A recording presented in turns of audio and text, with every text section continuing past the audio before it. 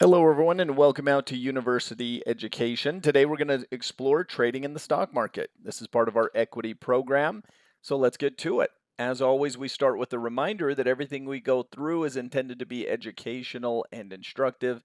This is not to be construed as personal investment advice, as we do not know your personal objectives or financial situation, and we are not financial advisors. So, when you look at the stock market, an equity market is the aggregation of buyers and sellers of stocks. These stocks represent real ownership claims on those businesses. So, when you buy a stock, you're literally part owner of that business. Now, in the US, when someone refers to the stock market, they're referring to the S&P 500. It used to be the Dow Jones Industrial Average, but now they'll say, okay, how's the market doing? It basically, you would quote the S&P 500. You'd say, well, the market was up 1% today or what have you based on the S&P. Internationally, they have their own stock markets as well. In Germany, it's the DAX. In Japan, it's the Nikkei. In London, it's the FTSE. These international markets will be referenced as a guide for how those companies are trading and how they're performing internationally. Now, with market makers, they are responsible for processing orders. So when you actually transmit an order to the market, it goes to the market maker essentially. Basically, his responsibility is to ensure a fair and orderly market. Now, there used to be a market maker more active.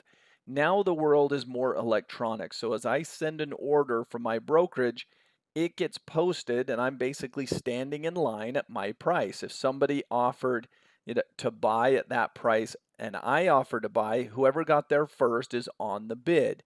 If their order gets through and I'm right behind them, then if someone else wants to fill my order, great. And the responsibility of a market maker is basically to match up those buy and sell orders, which again is not somebody matching them up, it's done electronically. If you push a price to sell and I've got a price to buy and we meet there at that same price, our transaction goes through. Market makers could also be wholesalers, meaning they could actually place buy and sell orders, and they do that to ensure that there's liquidity in the market. So, usually, if your transaction is going through against a market maker, it's probably not the most liquid market in the world because the market maker is really going to put out a wider bid ask spread. They don't want to take market risk. They're just providing liquidity, so they make sure that they kind of get a good price.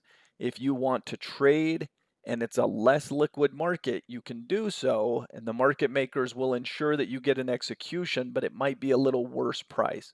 So we'll talk about liquidity here in a second. Making sure that you're trading very actively traded liquid stocks is important because you don't want to be transacting with the market maker at wide bid ask spreads. Profit is a market maker trying to fill up both sides. So if they have buy orders out on one side and sell orders out on another, they're hoping that people fill both sides, that I come in and buy, that you come in and sell, and then they make the difference. They're kind of like the bookie who's just looking to line up orders on both sides and make a little bit of profit in the middle. And so that's their job, is to provide liquidity, and they make a little bit of profit based on the spread as they fill up buy orders on one side and sell orders on another. Of course, market makers don't get orders filled if the market is live and active. So if I place a buy order and you place a sell order, we might be inside of the market makers' wide bid ask spreads. We can actually process an order, right? It can go through and execute at our prices, and that's a little bit more fair price where we're meeting in the middle. So liquidity is just important. It means a lot of traders will limit the universe of stocks that they're trading to very, very heavily traded stocks per day. For example, I might set a filter where I say, well, I'm only willing to trade this stock if it averages at least 1 million shares per day. 1 million might seem like a lot, but there are a lot of companies that trade 1 million stock shares per day. So making sure that your stocks trade a lot of volume and have a lot of liquidity is very important to get good price executions. Hope you've enjoyed this class on trading in the stock market. We'll see you next time.